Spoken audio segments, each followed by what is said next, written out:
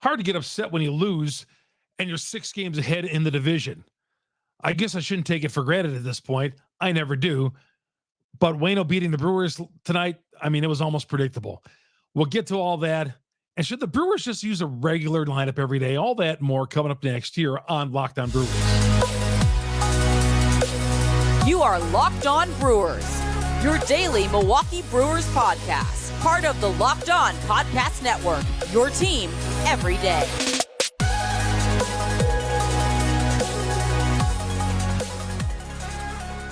Hi, everybody. Welcome to Locked On Brewers. Good to have you along here. Late Monday night, early Tuesday morning, as the Brewers fell to the St. Louis Cardinals and Adam Wainwright 1-0. Tell me where you heard that one before. We'll get to that.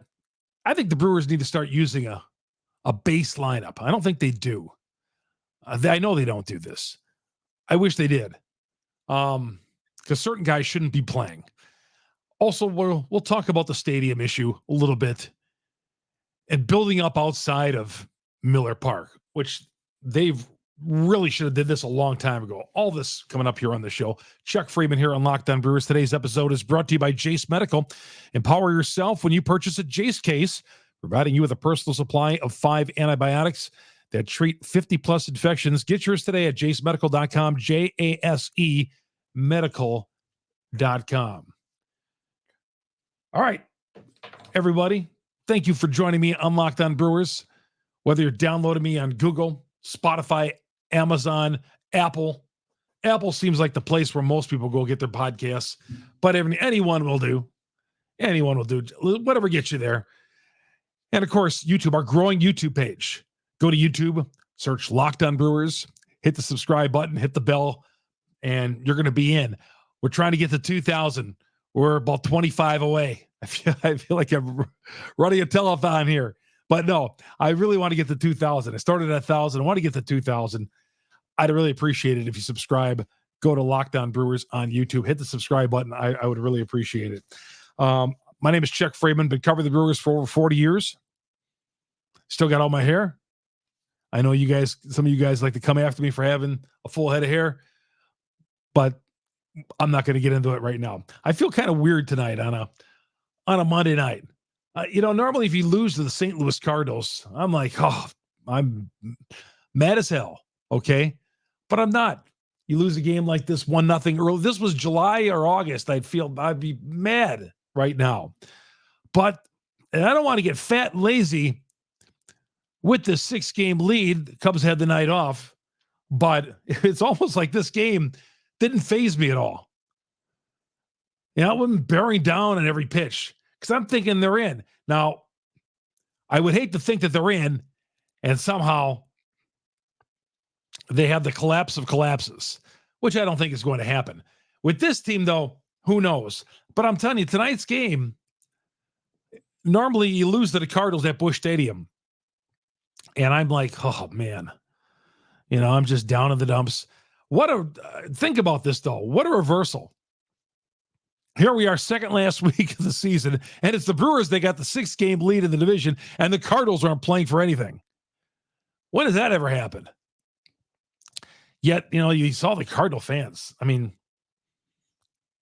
kudos to them. I mean, they were cheering Waino on, Adam Wainwright, trying to get his 200th win. And if you wouldn't have known any better, you would guess the St. Louis Cardinals were in the divisional race.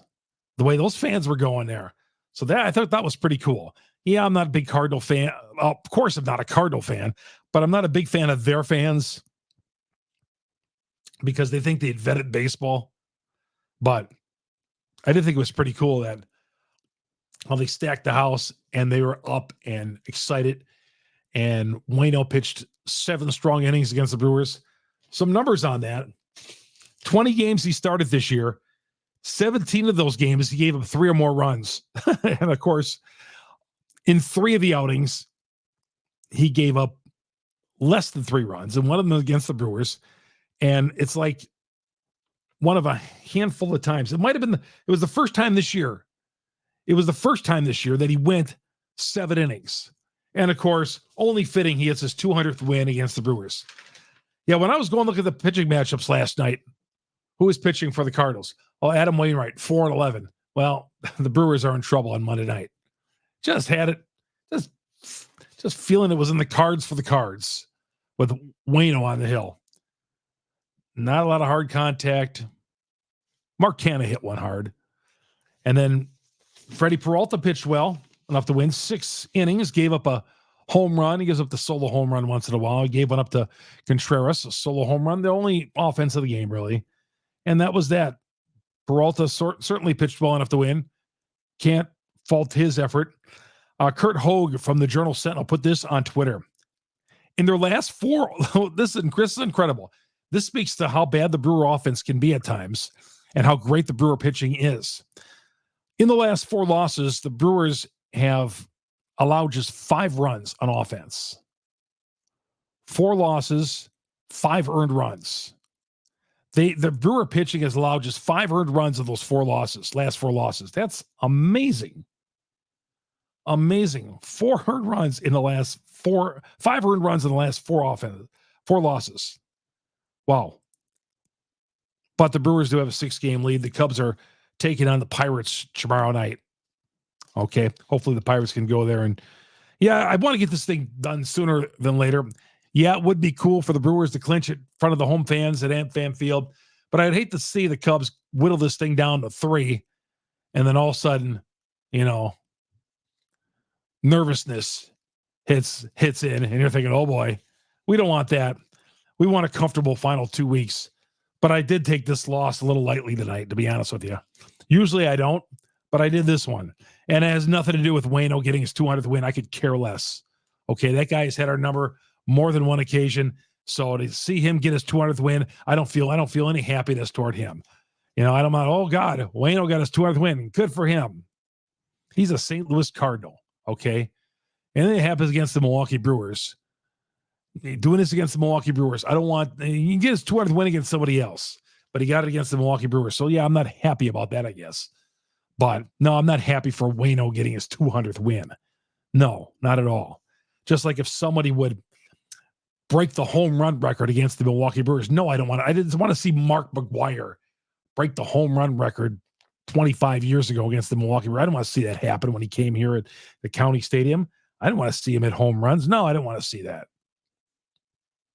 But I tell you, as a young man, I was sitting out in county stadium in that county stadium bleachers trying to catch that home run ball, man, to get my hands, because you know what that ball was going to be worth.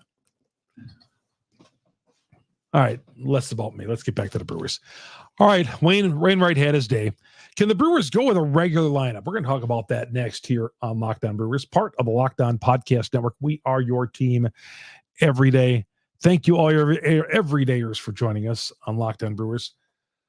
We appreciate it. Google, Spotify, Apple. We're the #1 Brewer podcast on the internet for a reason, because of the great Brewer fans, you guys out there.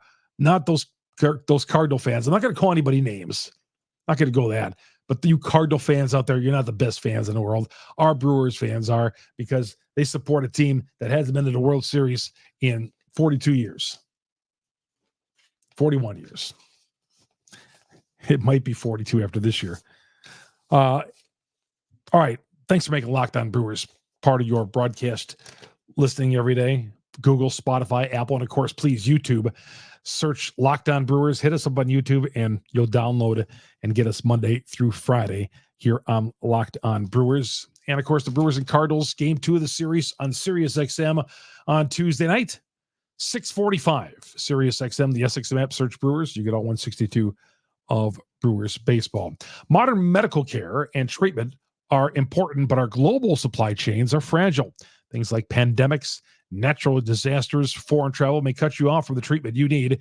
Jase Medical is your solution. Just fill out their online form, and one of Jase Medical's board-certified physicians will review it to determine whether medications are safe and appropriate. Then Jase will send your prescriptions to one of their partner pharmacies, where where your order will be filled and mailed directly to your home. You can also send your physician a message for answers to treatment and any related questions anytime.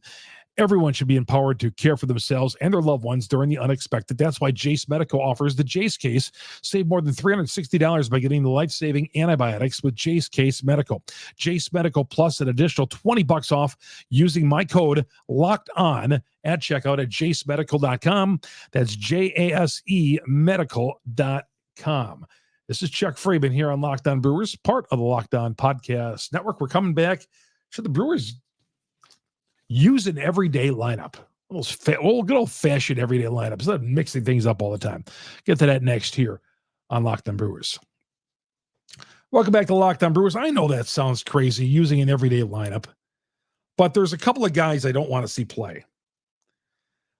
Like tonight's lineup. Frelick lead it off. I'll take Frelick in center field.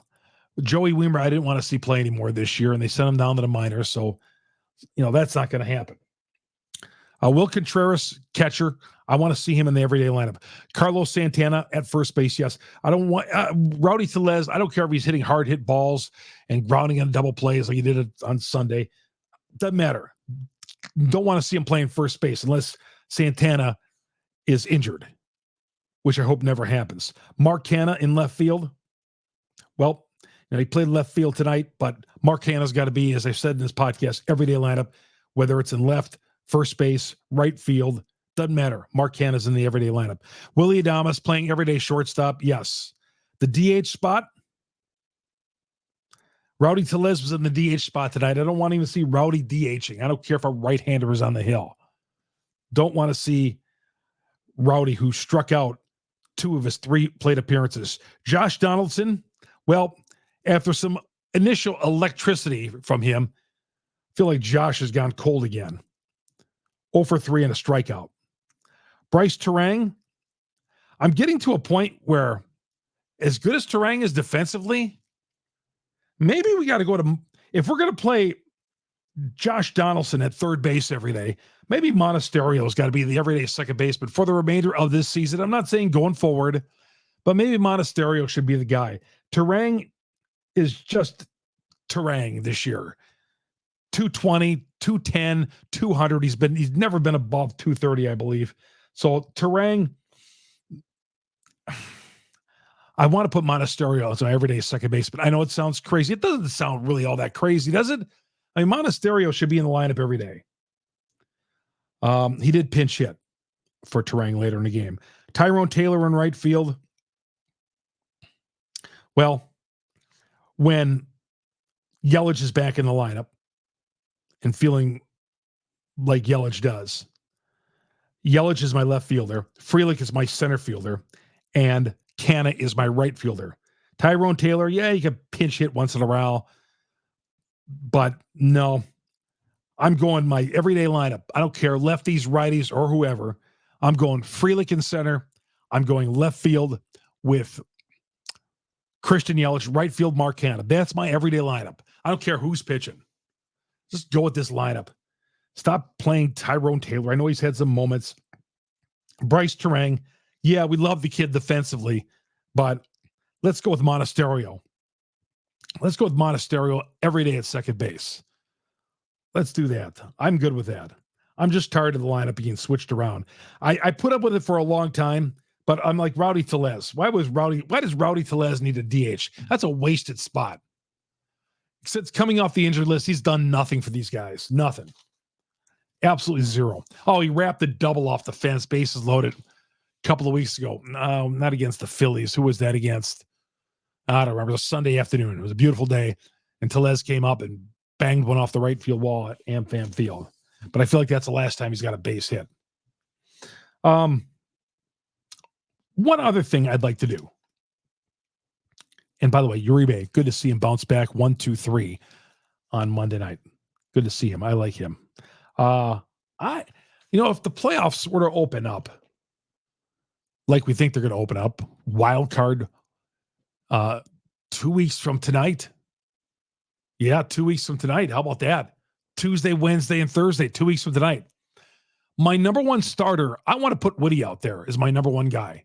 I know some of you are looking at it and thinking, boy, I got a lot of unconventional ideas, but it's not so unconventional. Woodruff is like 15, 16, and 3 in his last 31 starts. he's rock solid. Not that Corbin Burnes isn't. No, Corbin Burnes is great, but Woody is pitching on such a high level. Woody used to be the number one starter on this team. He was. Corbin supplanted him a couple of years ago, and counsel went up to Woody and said, "Hey, not do you mind, but I'm putting Burnes as my coming off the Cy Young Award winning season.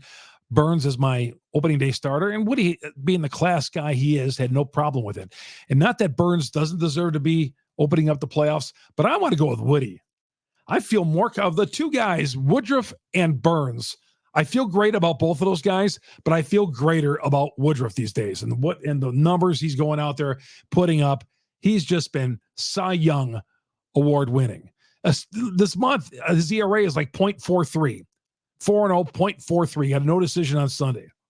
But yeah, I want Woodruff as my game 1, Burnes game 2, and then I'm going to come back with Freddie in game 3 if that's possible. If that's possible. It is possible if they get to a game 3. Some unconventional things thrown out at you today. All right, we come back. Jackson Churio gets called up to AAA. They sure kept him in AA for a long time. When is his shot going to happen with the majors? We'll talk about that. And we'll talk about this new stadium funding package proposal that happened today. And we'll get to all that coming up here on Locked On Brewers, part of the Locked On Podcast Network. We are your team every day. Are you struggling to close deals? Cold outreach is wasting the time of both the buyer and the seller at every stage, especially when sellers are using shallow and outdated data. Your organization can overcome these challenges with technology that translates comprehensive, high-quality buyer data into real-time insights. These deeper insights empower sales reps and teams to adopt the habits of top performance, which leads to better outcomes like more pipeline, higher tax rates, higher win rates, I should say, and larger deals. We call this deep sales, and we've built the first deep sales platform with the next generation of LinkedIn Sales Navigator. Right now, you could try LinkedIn Sales Navigator. Get a 60-day free trial at linkedin.com/lockedon. That's linkedin.com/lockedon, a 60-day trial.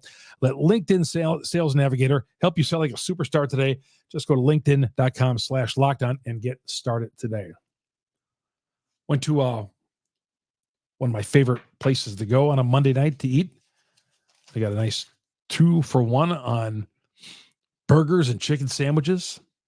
Did not have the Brewer game on. Had the Monday Night Football game on. Had the Food Network on one of the other TV sets. Not a sports bar, but as I maintained early in the season, it's September. Can we put the Brewers on in every establishment in town? Boy, if I'm running an establishment, I'm thinking, boy, how did nobody not care in this place? The place is packed.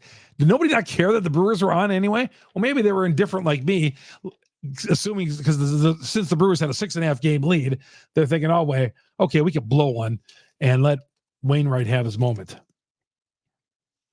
I don't know. Just was odd that it was not on TV. All right, we'll come back. Jackson Churio joins us. Not joins us, but joins the. We'll do some conversation about Jackson Churio. I got so flushed up over that bar tonight, not having the Brewer game on, and I wasn't about to tell the waitress back there because the waitress is out there and the bartenders, they're working their butt off. Hey, by the way, can you put on the Brewers game? Then you got to find a remote control. What channel is the game on? You get that too. So wasn't even going to go there. We'll talk about Jackson Churio and what Republican lawmakers proposed today. All that coming up next here on Locked On Brewers. Welcome back to Locked On Brewers. Chuck Freeman, your host here on Locked On Brewers. Brewers did call Colin Ray up from AAA. Likely going to be pitching some innings on Tuesday in St. Louis. Vieira got sent down with a calf issue, or he got put on the IR with a calf issue. Colin Ray will probably, I think they're going to go, sounds like they're going to go with starters. You never know these days when they do bring that guy out of the bullpen, the openers as they call it. McGill is going to probably pitch the first inning and give way to Colin Ray like they did last week. They're going to do that again, it sounds like, for Tuesday's start. Start with an opener with Trevor McGill and then go to Colin Ray. That's the way it sounds like they're going. But Jackson Chourio called up to AAA. They gave him a long rest. Not a long rest, but a long tour of duty at AA, where he put up some fantastic numbers. Home runs, stolen bases, hit for like 280, and proved that he's better than AA. And he's going to get called to AAA. And next year, I think he'll have a shot at getting on this roster. At 19 years old, I think he'll have a shot at this roster. He's going to be, I believe, the youngest player at 19 playing at AAA. 19 years old at AAA on the fast track. And no, I would never trade the guy. Never say never, I guess, but he's a future. Now they're going to have a crowded outfield spot next year, a bunch of different spots. What are you going to do out there? That's a question we're going to obviously answer in the offseason. But Jackson Chourio is probably, if he starts the year next year at AAA, it's probably going to be up soon. If he goes and proves at AAA that he can rake, they'd call him up, get as much season out of him as possible. Like I said, interesting on how the outfield situation. I would think Tyrone Taylor might be the odd guy out next year. Just my feeling. All right, the Republicans, the lawmakers, and I'm not making this Republican, Democrat, or anything else. I'm not going to go there. I'm not going to go on. Just not gonna. As my former great program director Tom Parker of WSSP once said, "Never divide the audience." Never divide the audience. But Republican lawmakers did say they proposed a $600 million plan over 30 years. And the Brewers would stay here through 2050. Now, obviously, this plan is going to get some tweaks and so on. But because that's how these plans become political footballs. They're going to get some tweaks. But the initial plan was a $600 million. The Brewers would contribute $100 million. $600 million over 30 years. 2050. Sounds like a reasonable plan for me. Public funding, yes. 2050. The Brewers would stay here till 2050. I'd be, again, the plan looks fine with me, but I want the Brewers to stay. I want the Brewers to stay. And the mayor of Milwaukee did bring this up, and I said this a long time ago. The parking lot is so huge at Miller Park / AmFam Field. Why haven't we done something like that Bratwurst, that Johnsonville house out there? I've never even been in that place, but is it even used for anything? And why haven't we added bars out there? Why don't we make it a beer district? The mayor mentioned something today. Yeah, we have too much parking lot out there. Okay, let's build around it. Yeah, there's the places on Blue Mount Road, and I get that. That's a heck of a long walk after a game. Why have we never built up around AmFam Field like the Deer District is for Bucks games? Keep people around the ballpark. People are going to tailgate. People are going to go to some of those establishments. Oh, we're not going to tailgate, but let's go over here to, the Broad House and have some food. And, the Brewers can sell hot dogs for $15 a pop when they want to. But yeah, I've said all along, building up, Lambeau Field, they've done this. The Bucks have done this. The Brewers, you go by the ballpark, nothing. Nothing at all. And I love AmFam Field. I love it. And, whatever they need to fix AmFam Field and keep it there and recondition or whatever they have to do is fine. Okay. We got to pay a public tax. That's just part of, again, owning a baseball team or having a baseball team. Because if we didn't do it, somebody else would. If we didn't do it in 1996, somebody else would have. Okay. Charlotte gladly would have. Somebody would gladly take the Brewers off our hands. Trust me on that. People would have gladly have taken the Milwaukee Bucks off our hands. Trust me on that. And if you don't think that, in this cheaper to keep them thing, I don't want to hear that talk at all. That's just stupid talk. I don't know. That just, when people say this, it's cheaper to keep them, like cheaper to keep the Brewers than to see them go away and have this white elephant of a stadium. That's just dumb talk, because the Brewers, as we know, provide a big economic boost to our state and Milwaukee County. And we just need to build up, I think, around Miller Park. That's my only problem. AmFam Field, we need to have a beer district. Call it a beer district.